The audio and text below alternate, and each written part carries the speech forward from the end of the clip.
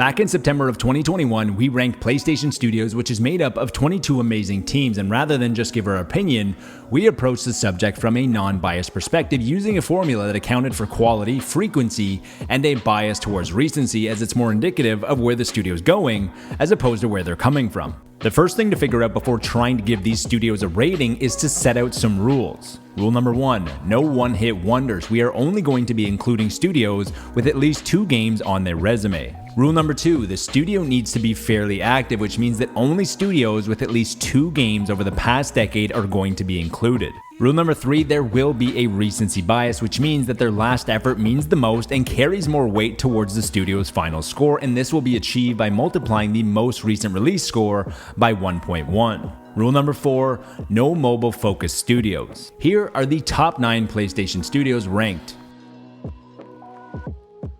Before we start talking about the best of PlayStation Studios, we should give a shout out to the teams that weren't included, just missed the cut, and the ones that are currently ascending. Media Molecule and Bend have only developed and released 1 game in the last 10 calendar years. Sony San Diego is also not going to be included since they are just making MLB The Show. Housemarque placed 9th with 83.25 and is PlayStation's biggest up-and-coming studio. Now that Bungie is officially part of PlayStation, they placed 8th with 84.75, which doesn't take into account the live service experience that the studio is bringing to PlayStation. Bungie is also one of 3 studios that make sense should PlayStation need an answer if Call of Duty goes Microsoft exclusive sooner than later. They make some of the best shooting mechanics in the business. Polyphony placed 7th with 85.35. Finally, to speak of the quality of PlayStation Studios, there is no better way than to mention that Sucker Punch isn't considered in the top 5, as they just missed by a little over 1 point, placing 6th with 89.35.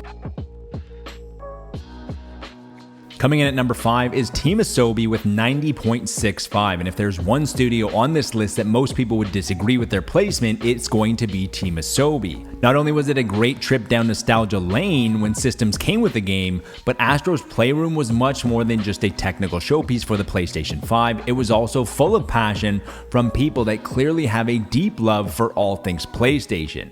And with the impending release of PSVR 2, there is a strong chance that we will see the return of Astrobot and what new tricks Team Asobi has up their sleeves.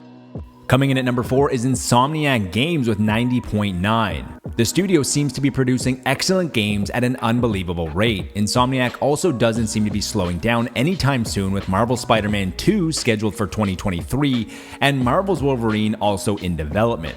Insomniac is also the second team on the shortlist to fill the void if Call of Duty becomes Microsoft exclusive. They have shown their ability with the FPS genre with Resistance and could either do a revival of that IP or something completely new.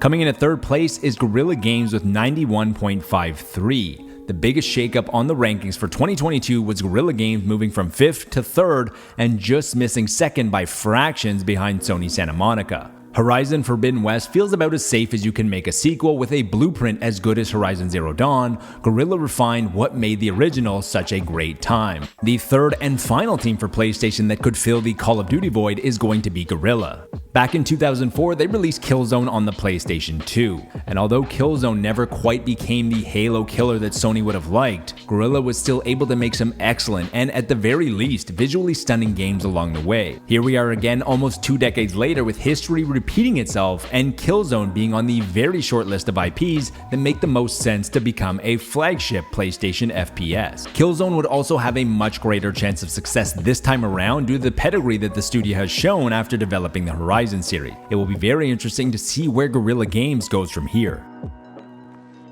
Coming in at number 2 is Sony Santa Monica with a 91.7. As much of a sure thing as Ragnarok seems to be, these are big shoes to fill. God of War 2018 was a revolutionary change in the series that had previously had its main focus on being epic scale and combat.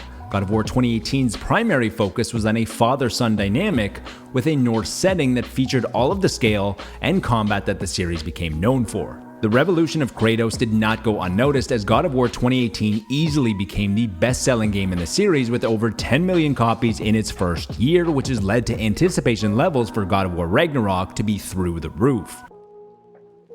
Coming in at number 1 is Naughty Dog with a rating of 95.45. All that we know right now from Naughty Dog is that they are working on the multiplayer mode from The Last of Us Part 2, which Neil Druckmann said that they would share more about later. It could likely be that the game releases in 2023, but the studio is also somewhere between 500 and 600 people, so there has to be something else in development.